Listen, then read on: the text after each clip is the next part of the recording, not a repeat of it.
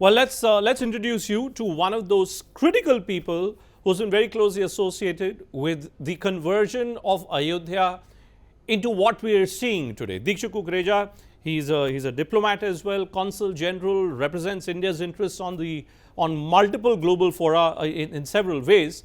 And Mr. Kukreja now has donned the hat of his key business, which is that of an architect and a town planner. Dikshu, great pleasure for us to have you in our digital studios as well. Let me begin by asking you, what was the motivation? What was the driving vision for you to get associated with the Ayodhya project?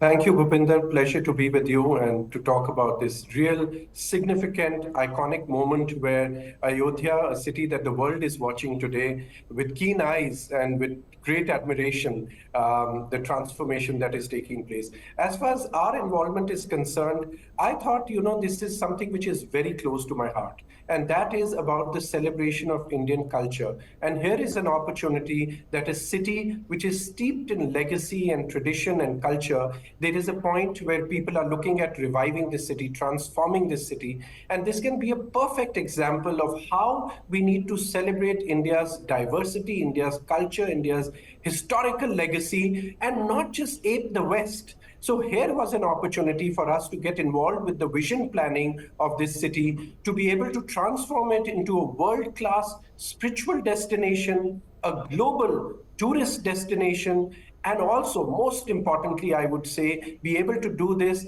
keeping in mind that the city has to be a sustainable development. One constant comparison which has been made by the likes of Yogi Adityanath, the UP Chief Minister, and many others associated with Ayodhya, has been that this should become bigger than the Vatican City. Was this in any ways some reference point for you that this has to be as big, if not bigger than the Vatican? I can only say this much, Bhupendra, that it was very important for us that when we get on to such a significant task, we cannot play the role of an urban planner who is sitting in an ivory tower, who knows everything and decides to go about whitewashing the city. For us, it was very important to sensitively first do some case studies, to be able to do some research and analyze the strengths and weaknesses, successes and failures of global examples, similar examples, if I can call them that way, be it Vatican, be it Jerusalem, be it Angkor Wat, be it Pashupatinath, places which have been, the cornerstones have been that they are very important spiritual destinations. And likewise, there are examples in India as well, whether it's Tirupati, whether it's the Golden Temple, Kashi, and many more examples were something that we felt important to study before we embark on really seeing what and how Ayodhya needs to be transformed. You look at spiritual destinations, or let's say places of religious significance, Hindu religious significance, say in northern parts of the country. Look at Haridwar, look at Kashi, and now look at Ayodhya. Are there similarities between the three, or would you say, given the fact that all these three towns that I'm talking about, they're all next to a river, Ganga, as far as Kashi and Haridwar is concerned, Saryu, as far as Ayodhya is concerned, what is the significance of the river for town planners when you start looking at spirituality and religiosity? Well, I would even go further back, Bhupendra, and say that civilization has always been alongside rivers. I mean, rivers have been the cause and the purpose and the sustainable factor in civilizations, even if we go as far back as Indus Valley. So it's very important to recognize the role and significance of a river when it comes to even passing through a city. Unfortunately, I would say post-independent India turned its back. The cities turned their back towards rivers, and they literally became drains at best.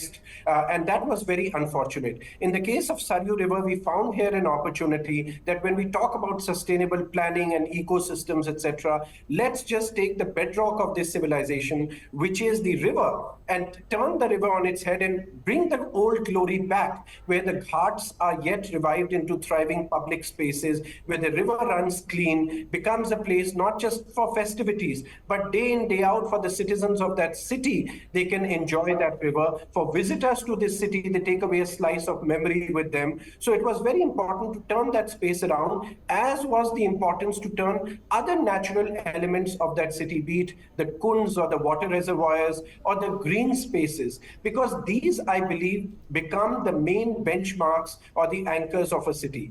Thereabout, then you can go around creating a built environment. But unless you celebrate and recognize the importance of the natural environment in a city, I don't think you can create a great city. So should we then look at Ayodhya, Dikshu, as the ultimate blend between, say, tradition, culture, because that's what, Lord Ram and Ayodhya really represents, and the kind of modern approach to township, modern approach to town planning, or should I say modern approach to tourism or livability? Is it the ultimate example for you?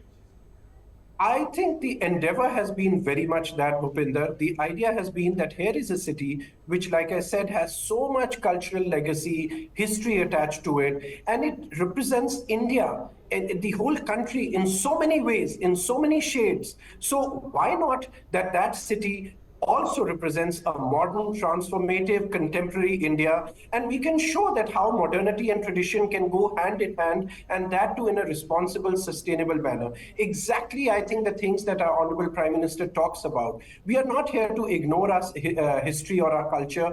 We are not here to just be steeped in it and not be able to move into the 21st century. So I think, yes, to answer your question, I believe Ayodhya is a great example of how, when minds can come together, when a mission is before you, when a timeline is there, and all the stakeholders come in positively, you can actually transform a city for its best. All right, Dikshu, let's leave it there. Thank you so much. Thank you so much for joining us tonight.